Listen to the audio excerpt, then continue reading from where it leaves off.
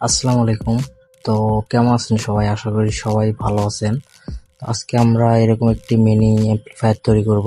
এটা আসলে আমি মসজিদের জন্য তৈরি করতেছি। মসজিদে যে খুতবা দেওয়ার সময় যে স্পিকারগুলো ব্যবহার করা হয় ওই স্পিকার চালানোর জন্য। তো স্পিকারগুলো হচ্ছে 10 ওয়াট করে। তো আমি এই সেটটা বানাইছি, এমপ্লিফায়ারটা বানাইছি ওই স্পিকারগুলোর জন্য।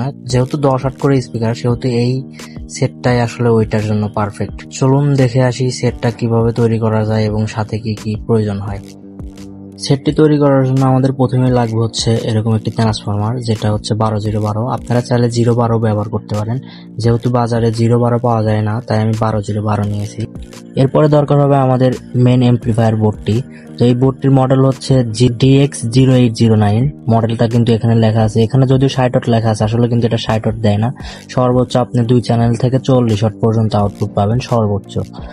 তো দেখুন, এমপ্লিফায়ারটা দেখতে কিন্তু অনেক সুন্দর, পুরা কমপ্লিট এমপ্লিফায়ার বললেই চলে। কিন্তু এর ভিতরে আমাদের কিন্তু অনেকটাই মডিফাই করতে হবে, তা না হলে কিন্তু আমরা এটা কেসিং এ ফিটিং করতে পারবো না। তারপরে লাগবে হচ্ছে নক নক যেগুলো আমরা ভলিউমে লাগাবো। এরপরে লাগবে হচ্ছে 2টি ডায়োড, যে ডায়োডগুলো আমরা ফিল্টারিং এর কাজে ব্যবহার করব। একটি ক্যাপাসিটার, এটাও লাগবে ফিল্টারিং এর জন্য। সাথে একটি সাউন্ড লেভেল লাইট আর কি, যেটা সাউন্ড কতটুকু আছে ওইটা দেখানোর জন্য। তো চলুন আমরা এই বোর্ড থেকে আগে কিছু অংশ আলাদা করে নিই। প্রথমে হচ্ছে এই কানেক্টরগুলো আলাদা করে নিতে হবে, স্পিকার কানেকশন এবং হচ্ছে সাউন্ড ইনপুটের কানেকশন। আর বাদ বাকি সব ঠিক থাকবে, যেহেতু শুধু মাউথপিস ইউজ করব।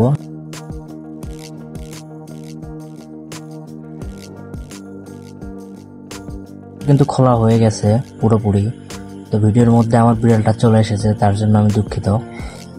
তো দেখুন, আমি কিন্তু এটা একদমই ডিসোল্ডারিং করে নিয়েছি এবং এটা খুলেও ফেলেছি। এবার আমাদের এই সাউন্ড ইনপুটের যে কানেক্টরটা আছে, এটা অবশ্যই খুলে নিতে হবে। এটাও আমি ডিসোল্ডারিং করে নিলাম এবং খুলে নিলাম খুব সুন্দরভাবে। আপনারাও ঠিক এইভাবে খুলে নেবেন। আর কোনো কিছু কিন্তু খোলার প্রয়োজন নেই। আবার আর যেগুলো আছে ওইগুলো আমাদের কেসিং এর সাথে ফিটিং হয়ে যাবে। তো এখন আমরা পাওয়ারের কালেকশনটা দেই। এটা হচ্ছে আইসি, এতটুকুই জাস্ট। তো এটার আগে পাওয়ার কালেকশনের 2টা তার আমি এখানে ঝালাই করে নেই। অবশ্যই প্লাস মাইনাস দেখে আপনাদেরকে কালেকশন করে নিতে হবে। তো আমি কিন্তু সুন্দরভাবে প্লাস মাইনাস দেখে সাদা এবং লাল তার কালেকশন করে নিলাম। এখানে সাদা তারটি কালো এবং লাল তারটি তো লালই। তারটি আমি সার্কিটে থাকা কর্নারের ছিদ্র দিয়ে বের করে নিলাম, যাতে তারটি উপর দিকে থাকে। এরপর আপনাদের অবশ্যই কিন্তু ইনপুটের তার বের করে নিতে হবে। যেহেতু আমি মাউথপিস দিয়ে চালাবো, তাই ইনপুটের তার বের করবো না। তো আমি আপনাদেরকে দেখিয়ে দিচ্ছি অডিও ইনপুটের তার কোথা দিয়ে বের করবেন। তো দেখুন, এখানে দিবেন হচ্ছে লেফট সাইড, এবং সাইডে যে আর একটা পয়েন্ট আছে, অর্থাৎ এখানে দিবেন হচ্ছে রাইট সাইড, এবং এখানে দিবেন কমন। এই তিনটার যে কোনো একটা পয়েন্টে কমন দিলেই হলো, বা এই লাইনে যে কোনো একটা জায়গায় কমন লাগাই দিলেই হলো। এবার আমাদের আরো একটি গুরুত্বপূর্ণ কাজ করতে হবে, সেটা হলো যে আমি আপনাদেরকে দেখাই যে ভলিউমের এখানে দেখবেন যে কিছু অংশ আছে আর কি, বাড়তি অংশ। এই অংশগুলো আপনাদেরকে প্লাস দিয়ে ভেঙে নিতে হবে। অবশ্যই সাবধানে ভাঙবেন, যেন ভলিউমে কোনো সমস্যা না হয়। এবার আমরা সাউন্ড লেভেলটা কালেকশন করবো আর কি। তো সাউন্ড লেভেলের কালেকশন কিন্তু এখানে দেওয়াই থাকে, প্লাস মাইনাস এবং ইন। প্লাস মাইনাসের 2টা পাওয়ার ইনপুটের তার লাগাইবেন, এবং মাঝখানের যে পয়েন্ট আছে ইন, সেখানে আমাদেরকে অডিও ইনপুটের তার লাগাতে হবে। আমি কিন্তু সুন্দরভাবে 3টা তার সোল্ডারিং করে নিলাম।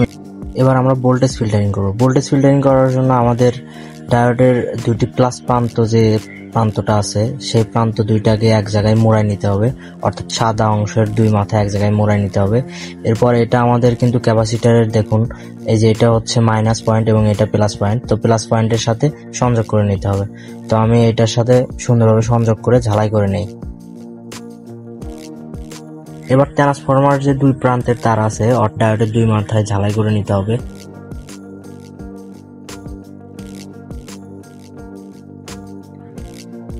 এবং যে সাদা তারটা রয়েছে, সেটা কিন্তু অবশ্যই আমাদেরকে মাইনাস পয়েন্টে সোল্ডারিং করে নিতে হবে।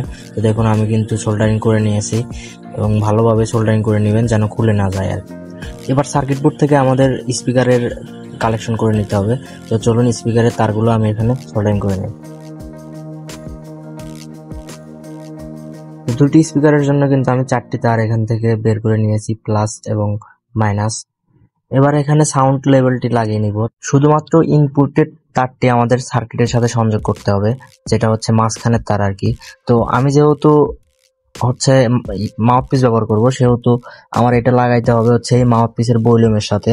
তো দেখি কোথায় লাগানো যায়, আপনাদেরকে দেখাই দিই। মাঝখানের পয়েন্টে লাগাই দিবেন এই ভলিউমের। যেহেতু আপনারা এখানে লাগাবেন না, সেহেতু আপনারা সাউন্ডের যে লেফট সাইড এবং রাইট সাইড আছে সাউন্ড ইনপুটের, সেখানে লাগাই দিতে পারেন। অর্থাৎ যেখানে আমাদের সাউন্ড ইনপুটের কানেক্টর ছিল, এখানে লাগাইলে কিন্তু আপনাদের সাউন্ডের লেভেলটা কাজ করবে আর কি। আর আমি যেহেতু মাউথপিসে লাগাইবো, সেহেতু আমি ভলিউমে লাগাই নিব। তো চলুন ঝটপট আমি তারটা ঝালাই করে নিই। এবার সার্কিট বোর্ডটাকে কেসিংয়ে ফিটিং করতে হবে।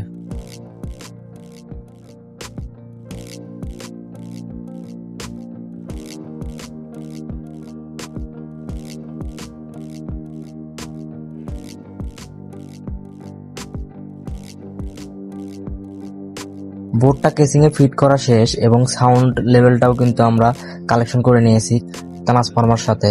তো দেখুন এখানে হচ্ছে সাউন্ড লেভেলের প্লাস মাইনাস এবং এমপ্লিফায়ারের প্লাস মাইনাস কিন্তু এক জায়গাতেই সোল্ডারিং করে দিয়েছি। লেভেল লাইটটা বডিতে লাগাতে গেলে একটি সমস্যা হয়, সেটা হলো সুইচ লাগানোর ক্ষেত্রে লেভেল লাইটের সাথে বেজে পড়ে। তো সেই ক্ষেত্রে আমাদের কি করতে হবে, এই অংশটা কেটে নিতে হবে। এখানে কোনো কালেকশন নাই, তাই এটা আমরা কেটে নিতেই পারি।